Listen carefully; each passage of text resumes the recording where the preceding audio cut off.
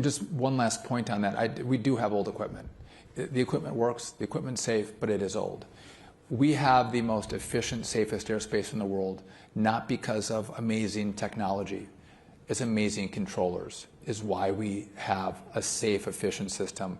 And again, I think it's atrocious that they would be treated this way. Mm-hmm. So shifting gears here, big other topic that is very much in the news around that you guys are focused on in the Department of Transportation has been the issue of illegal aliens driving trucks in America. We've been seeing the blue states out there like California, Washington State handing out CDLs to illegal aliens, people in the country illegally, non-citizens, and there have been a number of incidents in the last month or so where these folks have crashed and killed Americans. There were at least two that I've seen.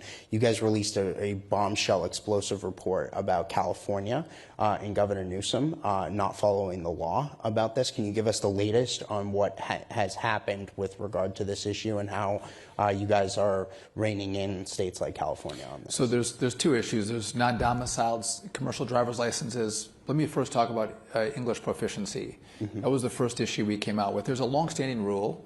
We didn't create this rule in this administration. It's been here for decades. You have to be proficient in the English language, speaking and then understanding road signs. Pretty common sense for a commercial driver. In the Obama administration, they basically switched the penalty to be a slap on the wrist. No real penalty if you can't speak the language. We went back to the pre-Obama change and would take vehicles out of service, which is very complicated for a company if you're taking their vehicles out of service. We went back to the old rule. One of the problems we have is California was the only state that, in essence, have told their law enforcement officers not to enforce English proficiency rules. Now, that California driver who's not proficient in English, if they drive in Oklahoma and get pulled over, they're like, aha, well, listen, he was pulled over in California. They didn't do anything, but obviously he can't speak the language. So California's not enforcing the rules. So we pulled $40 million from California because of that. The second issue is a non-domiciled CDL. So what does that mean?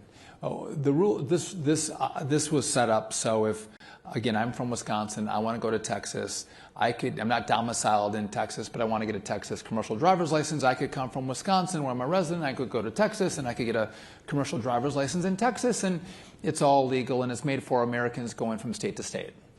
Well, like many good rules, this was contorted and abused, and now you see foreigners coming into the country and getting non-domiciled commercial driver's licenses. It was not intended for them, but that's how the law was contorted. So these commercial driver's licenses were issued like states in California, like in California.